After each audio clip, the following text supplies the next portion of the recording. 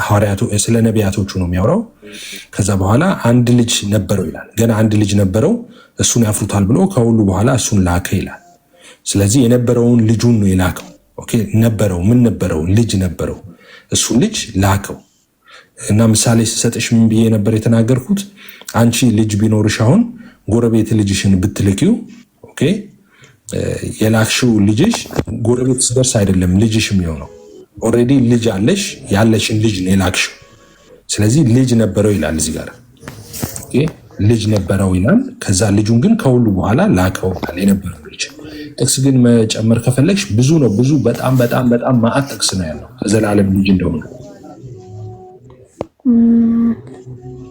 ዮሐንስ 17:5 ላይ የሚያለው ኤፌ ዓለም ሳይፈጠር ይላል። ዓለም ሳይፈጠር ባንተ ዘንድ በነበረኝ ክብር ይላል። በነበረኝ ክብር ማለት ራሱን ችሎ ህልው ሆኖ የሚኖር መሆኑን ያሳያል። 17:5 ላይ መቼ ዓለም ሳይፈጠር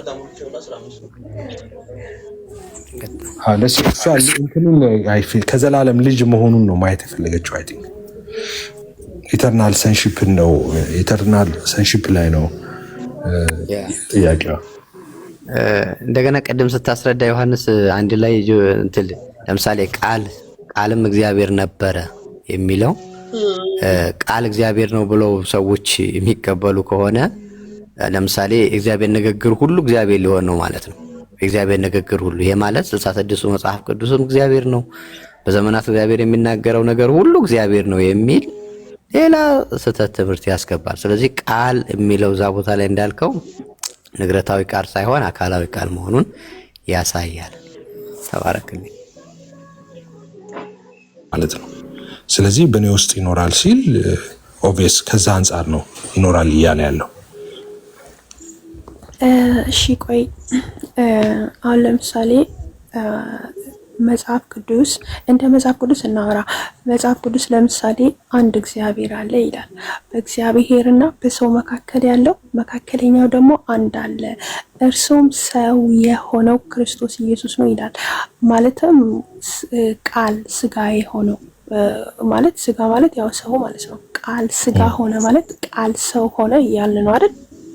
ስለዚህ ይህ መካከለኛው ሰው ቃል ነው። ለምሳሌ ስጋ ምንድነው? ስጋን አዘጋጀህልኝ ይላል።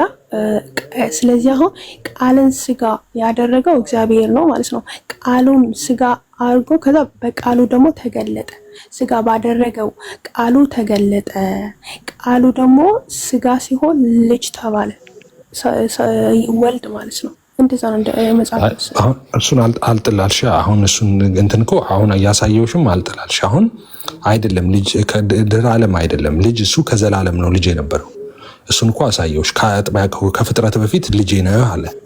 እንደገና በአዲስ ኪዳን መተን አንድ ልጅ ነበረው እና ከሁሉ በኋላ ያን የነበረውን ልጁን ላከ ይላል መጽሐፍ ቅዱስ። እሺ ቆይ ኤፋዬ፣ አሁን ስጋን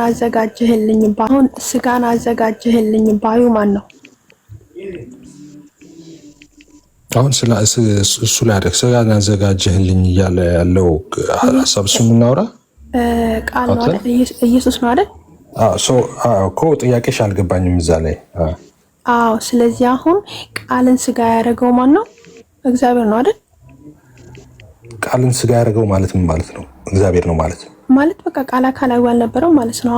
እግዚአብሔር ቃሉን ስጋ አደረገው። ከዛ በቃ ማን አደረገው የሚለው ስጋ አደረገው የሚል ከታነበብሽ ቃል ራሱ ስጋ ሆነ ነው የሚለው እንጂ አደረገው የሚል ነገር ከታገኘ ስጋን አዘጋጀልኝ ይላል እኮ። ስጋን አዘጋጀልኝ ይላል።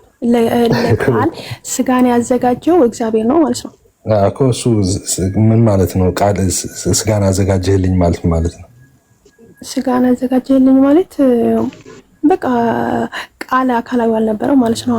ስጋ ከሆነ በኋላ ነው አካላዊ የሆነው ልጅ ተባለ። ለዛ ነው ለምሳሌ ዕብራውያን ላይ ይፋዬ ዓለማትን በፈጠረው በልጁ በዚህ ዘመን መጨረሻ ለኛ ተናገረን ይላል። ዓለማትን በፈጠረበት በልጁ ዓለማትን በፈጠረበት በልጁ ማለት በቃሉ ማለት ነው። ግን ልጅነት የመጣው ቃል ስጋ ከሆነ በኋላ ነው። ኦኬ አሁን ይሄን ሁሉ ነገር አሁን እንትን አልሽው ማለት ነው። አሁንም ኢተርናል ሰንሺፕን አልተቀበልሽም። አሁን ባመጣው ሀሳብ ላይ ማለት ነው። ምክንያቱም ለመሰለክ ልጅነት የመጣው ቃል ስጋ ከሆነ በኋላ ነው። ቃልም ስጋ ሆነ።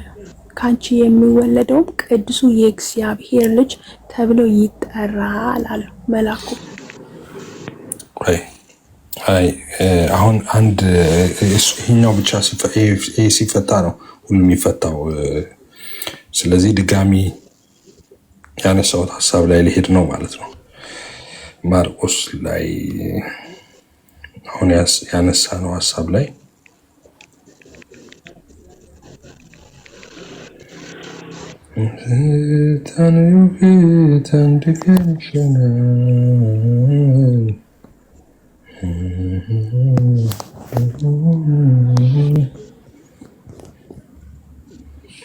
አንድ ጊዜ